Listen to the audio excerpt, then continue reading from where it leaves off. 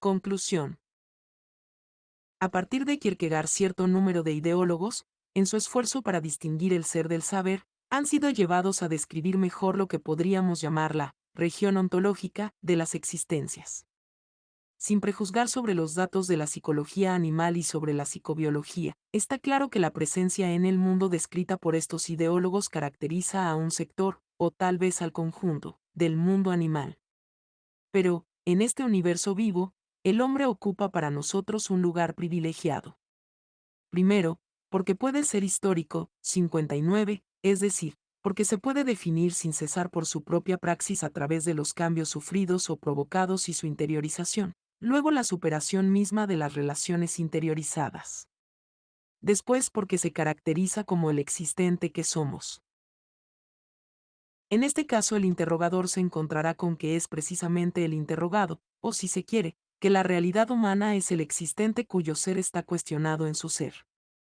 Desde luego que este, ser cuestionado, tiene que tomarse como una determinación de la praxis y que la discusión teórica no interviene más que a título de momento abstracto del proceso total. Por lo demás, el conocimiento mismo es forzosamente práctico, cambia lo conocido. No en el sentido del racionalismo clásico, sino como la experiencia, en microfísica, transforma necesariamente su objeto. El existencialismo, al reservarse el estudio, en el sector ontológico, de este existente privilegiado para nosotros, que es el hombre, desde luego que plantea la cuestión de sus relaciones fundamentales con el conjunto de las disciplinas que se reúnen con el nombre de antropología.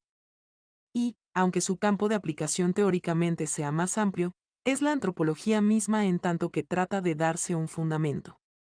Notemos, en efecto, que el problema es el mismo que Husserl definía a propósito de las ciencias en general. La mecánica clásica, por ejemplo, utiliza el espacio y el tiempo como medios homogéneos y continuos, pero no se interroga ni sobre el espacio, ni sobre el tiempo, ni sobre el movimiento. De la misma manera, las ciencias del hombre no se interrogan sobre el hombre, estudian el desarrollo y las relaciones de los hechos humanos y el hombre aparece como un medio significante, determinable por significaciones, en el cual se constituyen hechos particulares, estructuras de una sociedad, de un grupo, evolución de las instituciones, etc. Así, aun cuando supusiéramos que la experiencia nos habría dado la colección completa de los hechos concernientes a un grupo cualquiera y que las disciplinas antropológicas habrían unido estos hechos con relaciones objetivas y, rigurosamente definidas, la realidad humana no nos sería más accesible en tanto que tal que el espacio de la geometría o de la mecánica, por la razón fundamental de que la investigación no trata de mostrarla, sino de constituir leyes y de sacar a la luz del día relaciones funcionales o procesos. Pero en la medida en que la antropología se da cuenta, en un momento determinado de su desarrollo, de que niega al hombre, por la negativa sistemática del antropomorfismo, o de que le presupone, como hace la etnología en cada instante, reclama implícitamente saber cuál es el ser de la realidad humana. Entre un etnólogo o un sociólogo, para los cuales la historia muchas veces no es más que el movimiento que perturba a las líneas, y un historiador, para el cual la permanencia de las estructuras es cambio perpetuo. El origen de la diferencia esencial y de la oposición consiste en una contradicción más profunda que concierne al sentido de la realidad humana antes que en la diversidad de métodos. 60.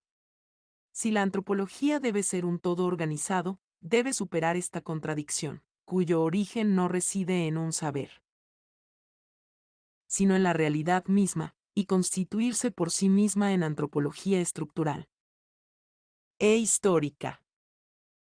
Esta tarea de integración sería fácil si pudiese sacarse a la luz del día algo así como una esencia humana. Es decir, un conjunto fijo de determinaciones a partir de las cuales pudiera asignarse un lugar definitivo a los objetos estudiados. Pero, el acuerdo está hecho sobre este punto entre la mayor parte de los investigadores, la diversidad de los grupos, considerados desde el punto de vista sincrónico, y la evolución diacrónica de las sociedades impiden que se funde la antropología sobre un saber conceptual. Sería imposible encontrar una naturaleza humana común a los Muria, por ejemplo, y al hombre histórico de nuestras sociedades contemporáneas. Pero inversamente, Se establece o puede establecerse una comunicación real, en ciertas ocasiones, una comprensión recíproca entre existentes tan distintos. Por ejemplo, entre el etnólogo y los jóvenes Muria que hablan de su Gotul. Para tener en cuenta esos dos caracteres opuestos, no hay naturaleza común, la comunicación siempre es posible. El movimiento de la antropología suscita de nuevo, y con una nueva forma, la ideología de la existencia. Esta considera, en efecto, que la realidad humana, en la medida en que se hace, escapa al saber directo. Las determinaciones de la persona solo aparecen en una sociedad que se constituye sin cesar asignando a cada uno de sus miembros un trabajo, una relación con el producto de su trabajo y relaciones de producción con los otros miembros, todo ello en un incesante movimiento de totalización. Pero esas determinaciones están sostenidas, interiorizadas y vividas, en la aceptación o en el rechazo, por un proyecto personal que tiene dos caracteres fundamentales. En ningún caso se puede definir con conceptos, en tanto que proyecto humano siempre es comprensible, de derecho si no de hecho. Hacer explícita. Esta comprensión no conduce de ninguna manera a encontrar las nociones abstractas cuya combinación podría restituirla al saber conceptual, sino a reproducir uno mismo el movimiento dialéctico que parte de los datos experimentados y se eleva a la actividad significante. Esta comprensión, que no se distingue de la praxis, es al mismo tiempo la existencia inmediata, puesto que se produce como el movimiento de la acción, y el fundamento de un conocimiento indirecto de la existencia, puesto que comprende la existencia del otro. Hay que entender por conocimiento indirecto el resultado de la reflexión sobre la existencia. Este conocimiento es indirecto en el sentido de que está presupuesto por todos los conceptos de la antropología, cualesquiera que sean, sin que el mismo sea el objeto de conceptos. Cualquiera que sea la disciplina considerada, resultarían incomprensibles sus más elementales nociones sin la inmediata comprensión del proyecto que lo subtienda, de la negatividad como base del proyecto, de la trascendencia como existencia fuera de sí en relación con el otro distinto de sí y el otro distinto del hombre, de la superación como mediación entre el dato experimentado y la significación práctica, de la necesidad en fin como estar fuera de sí en el mundo de un organismo práctico. 61. Se trata en vano de ocultarla con un positivismo mecanicista, con un gestaltismo cosista. Se mantiene y sostiene el discurso.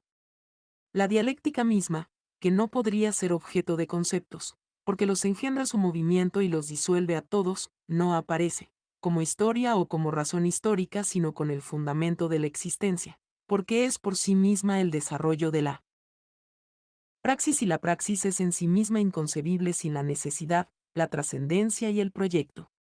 La utilización de estos vocablos para señalar la existencia en las estructuras de su descubrimiento nos indica que es susceptible de denotación.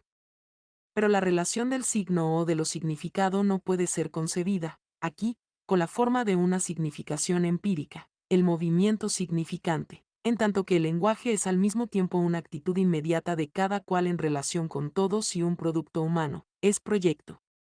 Lo que significa que el proyecto existencial estará en la palabra que lo denote, no como lo significado, que en principio, está fuera, sino como su fundamento original y su estructura. Y la palabra lenguaje. Sin duda tiene un significado conceptual. Una parte del lenguaje puede indicar el todo conceptualmente. Pero el lenguaje no está en la palabra como la realidad que funda todo nombramiento. Es más bien lo contrario y toda palabra es todo el lenguaje. La palabra, proyecto, indica originalmente cierta actitud humana, se hacen proyectos, que supone como su fundamento el proyecto, estructura existencial, y esta palabra, en tanto que palabra, solo es posible como efectuación particular de la realidad humana en tanto que ella es proyecto. En este sentido manifiesta por sí misma el proyecto del que emana solo de la manera como la mercancía retiene en sí y nos envía el trabajo humano que la ha producido. 62. Sin embargo, se trata aquí de un proceso perfectamente racional. En efecto, la palabra, aunque indique regresivamente su acto, remite a la comprensión fundamental de la realidad humana en todos y en cada uno, y esta comprensión, siempre actual, está dada en toda praxis. Individual o colectiva, aunque en una forma no sistemática. De tal manera, Las palabras, incluso las que no tratan de remitir regresivamente al acto dialéctico fundamental, contienen una indicación regresiva que remite a la comprensión de este acto. Y los que tratan de mostrar explícitamente las estructuras existenciales, se limitan a denotar regresivamente el acto reflexivo en tanto que es una estructura de la existencia y una operación práctica que la existencia efectúa sobre sí misma. El irracionalismo original del intento kierkegaardiano desaparece enteramente para dejar lugar al antiintelectualismo. El concepto, en efecto, apunta al objeto, ya esté este objeto fuera del hombre o en él, y precisamente por esta razón es. Saber intelectual, 63. En el lenguaje, dicho de otra manera, el hombre se designa en tanto que es el objeto del hombre. Pero en el esfuerzo para volver a la fuente de todo signo y por consiguiente de toda objetividad, el lenguaje se vuelve sobre sí mismo para indicar los momentos de una comprensión que esté perpetuamente en acto, ya que no es otra cosa que la existencia misma. Al dar nombres a esos momentos, no se los transforma en saber, ya que éste concierne a lo interno y a lo que más abajo llamaremos lo práctico inerte, sino que se jalona la actualización comprensiva con indicaciones que remiten simultáneamente a la práctica reflexiva y al contenido de la reflexión comprensiva. Necesidad, negatividad, superación, proyecto, trascendencia, forman en efecto una totalidad sintética en la que cada uno de los momentos indicados contiene a todos los otros. La operación reflexiva, en tanto que acto singular y fechado, puede ser así repetida indefinidamente. Y de esta manera también, la dialéctica se engendra indefinidamente entera en cada proceso dialéctico, ya sea individual, ya colectivo. Pero no tendría esta operación reflexiva ninguna necesidad de ser repetida y se transformarla en un saber formal si su contenido pudiera existir por sí mismo y separarse de las acciones concretas, históricas y rigurosamente definidas por la situación. La verdadera función de las ideologías de la existencia no es describir una abstracta realidad humana que nunca ha existido, sino recordar sin cesar a la antropología la dimensión existencial de los procesos estudiados. La antropología solo estudia objetos. Ahora bien, el hombre es el ser por el cual el devenir objeto le viene al hombre. La antropología no merecerá su nombre si reemplaza el estudio de los objetos humanos por el de los diferentes procesos del devenir objeto. Su función es la de fundar su saber en el no saber. Racional y comprensivo, es decir, que la totalización histórica solo será posible si la antropología se comprende en lugar de ignorarse. Comprenderse, comprender al otro, existir, actuar, un solo y el mismo movimiento que funda el conocimiento directo y conceptual sobre el conocimiento indirecto y comprensivo, aunque sin abandonar lo concreto nunca, es decir, la historia, o más exactamente, que comprende lo que sabe. Esta disolución perpetua de la intelección en la comprensión e, inversamente, el perpetuo descenso que introduce a la comprensión en la intelección como dimensión de no saber racional en el seno del saber, es la ambigüedad de una disciplina en la cual el interrogador, la pregunta y el interrogado son solo uno. Estas consideraciones permiten comprender por qué podemos declararnos a la vez completamente de acuerdo con la filosofía marxista y mantener provisionalmente la autonomía de la ideología existencial. No hay duda, en efecto, de que el marxismo aparece hoy como la única antropología posible que deba ser a la vez histórica y estructural. Al mismo tiempo es la única que toma al hombre en su totalidad, es decir, a partir de la materialidad de su condición. Nadie puede proponer otro punto de partida porque sería ofrecer otro hombre como objeto de su estudio. Es en el interior del movimiento del pensamiento marxista donde encontramos una falla, en la medida en que, a pesar de él mismo, el marxismo tiende a eliminar al interrogador de su investigación y a hacer del interrogado el objeto de un saber absoluto. Las nociones que utiliza la investigación marxista para describir nuestra sociedad histórica, explotación, alienación, fetichización, reificación, etc., son precisamente las que remiten de la manera más inmediata a las estructuras existenciales. La noción de praxis y la de dialéctica, inseparablemente unidas, están en contradicción con la idea intelectualista de un saber. Y para llegar a lo principal, el trabajo, como reproducción por el hombre de su vida, no puede conservar ningún sentido si su estructura fundamental no es proyectar. A partir de esta carencia, relacionada con el acontecimiento, y no con los principios de la doctrina, el existencialismo, en el seno del marxismo y partiendo de los mismos datos, del mismo saber, debe intentar a su vez, aunque sea a título de experiencia, el desciframiento dialéctico de la historia. No somete nada a discusión, salvo un determinismo mecanicista que no es precisamente marxista y que se ha introducido desde fuera en esta filosofía total. Quiere también el situar al hombre en su clase y en los conflictos que le oponen a las otras clases a partir del modo y de las relaciones de producción. Pero puede intentar esta situación a partir de la existencia, es decir, de la comprensión. Se hace pregunta e interrogado en tanto que interrogador, no opone, como Kierkegaard a Hegel, la singularidad irracional del individuo al saber universal.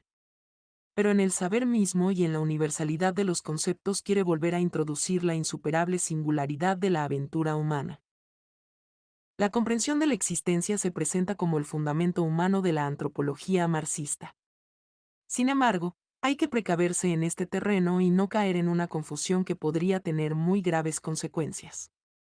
En efecto, en el orden del saber, los conocimientos de principio o los fundamentos de un edificio científico, aun cuando hayan aparecido, y es el caso ordinariamente, después de las determinaciones empíricas, están expuestos antes, y de ellos se deducen las determinaciones del saber de la misma manera que se construye un edificio después de haberse asegurado sus cimientos. Pero ocurre que el fundamento es conocimiento y si se pueden deducir de él algunas proposiciones ya garantizadas por la experiencia, es que se le ha inducido a partir de ellas como la hipótesis más general. Por el contrario, el fundamento del marxismo, como antropología histórica y estructural, es el hombre mismo, en tanto que la existencia humana y la comprensión de lo humano no son separables. Históricamente, el saber marxista produce su fundamento en un momento dado de su desarrollo, y este fundamento se presenta encubierto, no aparece como los cimientos prácticos de la teoría, sino como lo que rechaza por principio todo conocimiento teórico. La singularidad de la existencia se presenta así en Kierkegaard como lo que, por principio, se mantiene fuera del sistema hegeliano, es decir, del saber total, como lo que de ninguna manera se puede pensar sino solamente vivirse en un acto de fe. El intento dialéctico de la reintegración de la existencia no sabida. En el seno del saber como fundamento, no podía, pues, ser ensayado, ya que las actitudes puestas en presencia, saber idealista, existencia espiritualista, no podían pretender, ni la una ni la otra, la actualización concreta. Estos dos términos esbozaban en lo abstracto la futura contradicción. Y el desarrollo del conocimiento antropológico no podía conducir entonces a la síntesis de estas posiciones formales. El movimiento de las ideas, como el movimiento de la sociedad, tenía que producir primero el marxismo como única forma posible de un saber realmente concreto. Y, como hemos señalado al principio, el marxismo de Marx, al señalar la oposición dialéctica entre el conocimiento y el ser, contenía a título implícito la exigencia de un fundamento existencial de la teoría. Por lo demás, para que tengan su sentido completo nociones como reificación o alienación, habría hecho falta que el interrogador y el interrogado solo formasen uno. ¿Qué pueden ser las relaciones humanas para que estas relaciones puedan aparecer en algunas sociedades definidas como las relaciones de las cosas entre sí?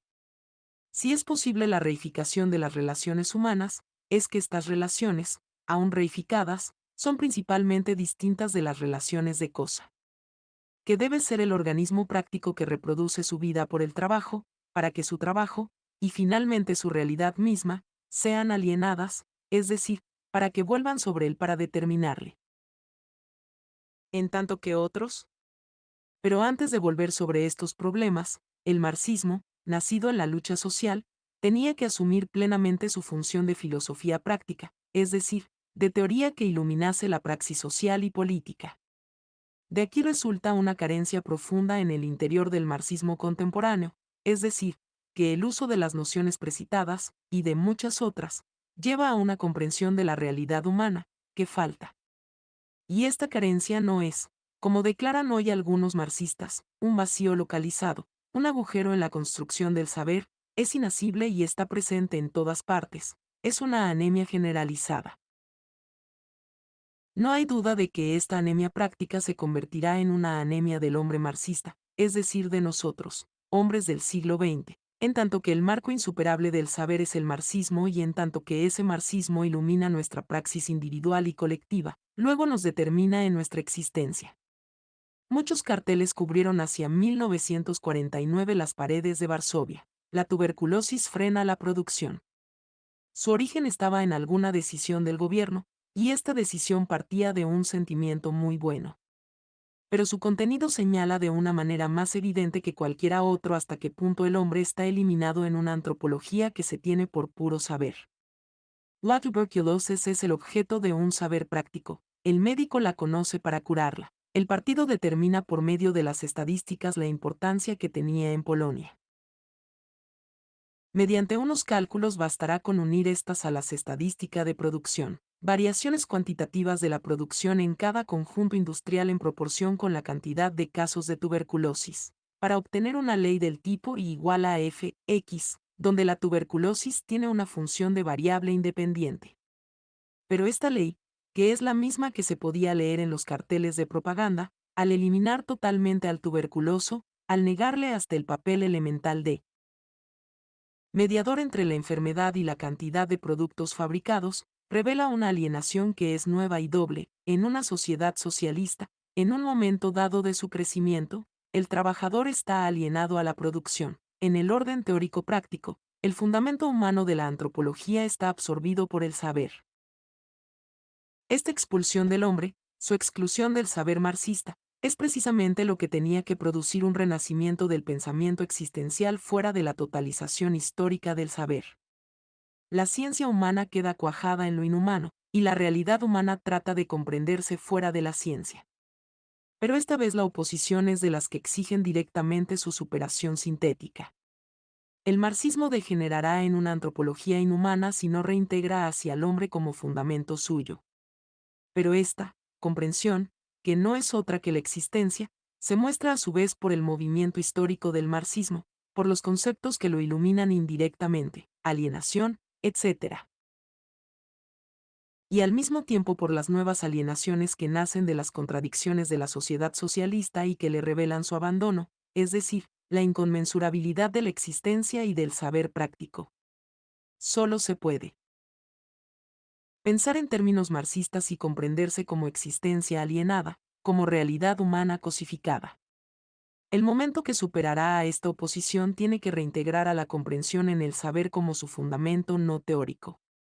Con otros términos, el fundamento de la antropología es el hombre mismo, no como objeto del saber práctico, sino como organismo práctico que produce el saber como un momento de su praxis. Y la reintegración del hombre, como existencia concreta, en el seno de una antropología, como su constante sostén, aparece necesariamente como una etapa del devenir mundo de la filosofía. En este sentido, el fundamento de la antropología no puede precederla, ni histórica ni lógicamente si la existencia precediera en su libre comprensión de ella misma al conocimiento de la alienación o de la explotación. Habría que suponer que el libre desarrollo del organismo práctico ha precedido históricamente a su decadencia y su cautividad actuales, y aun cuando esto quedase establecido, esta precedencia histórica apenas si nos permitiría progresar en nuestra comprensión, ya que el estudio retrospectivo de sociedades desaparecidas se hace a la luz de las técnicas de restitución y a través de las alienaciones que nos encadenan. O, si queremos atenernos a una prioridad lógica, habría que suponer que la libertad del proyecto podría volver a encontrarse en su realidad plena, bajo las alienaciones de nuestra sociedad y que podría pasarse dialécticamente de la existencia concreta y que comprende su libertad a las diversas alteraciones que la desfiguran en la sociedad presente. Esta hipótesis es absurda, desde luego solo se esclaviza al hombre cuando es libre. Pero para el hombre histórico que se sabe y se comprende, esta libertad práctica solo se capta como condición permanente y concreta de la servidumbre, es decir, a través de esta servidumbre y por ella como lo que la hace posible, como su fundamento. Así el saber marxista está sostenido por el hombre alienado, pero si no quiere fetichizar el conocimiento y disolver al hombre en el conocimiento de sus alienaciones, no basta con que describa el proceso del capital o el sistema de la colonización. Es necesario que el interrogador comprenda como el interrogado, es decir, él mismo. Existe su alienación, como la supera y se aliena en esa misma superación. Hace falta que el pensamiento mismo supere en cada instante a la íntima contradicción que une a la comprensión del hombre agente y al conocimiento del hombre objeto, y que forje nuevos conceptos, determinaciones del saber que emerjan de la comprensión existencial y que regulen el movimiento de sus contenidos sobre su curso dialéctico. Diversamente, la comprensión, como movimiento vivo del organismo práctico, solo puede tener lugar en una situación concreta, en tanto que el saber teórico ilumina y descifra esta situación. Así la autonomía de las investigaciones existenciales resulta necesariamente de la negatividad de los marxistas y no del marxismo. Mientras la doctrina no reconozca su anemia, mientras funde su saber sobre una metafísica dogmática, dialéctica de la naturaleza, en lugar de apoyarlo en la comprensión del hombre vivo, mientras rechace con el nombre de irracionalismo las ideologías que, como hizo Marx, quieren separar al ser del saber y fundar, en antropología, el conocimiento del hombre sobre la existencia humana, el existencialismo seguirá su investigación. Lo que significa que tratará de aclarar los datos del saber marxista con los conocimientos indirectos, es decir, como hemos visto, con palabras que denotan regresivamente estructuras existenciales, y de engendrar en el marco del marxismo un verdadero conocimiento compresivo, que vuelva a encontrar al hombre en el mundo social y le siga en su praxis o, si se prefiere, en el proyecto que le lanza hacia los posibles sociales a partir de una situación definida. Aparecerá, pues, como un fragmento del sistema, caído fuera del saber. El día en que la búsqueda marxista tome la dimensión humana, es decir, el proyecto existencial, como el fundamento del saber antropológico, el existencialismo ya no tendrá más razón de ser, absorbido, superado y conservado por el movimiento totalizador de la filosofía. Dejará de ser una investigación particular para convertirse en el fundamento de toda investigación. Las indicaciones que hemos hecho a lo largo del presente ensayo, en la débil medida en que nuestros medios lo permiten, tratan de apresurar el momento de esta disolución.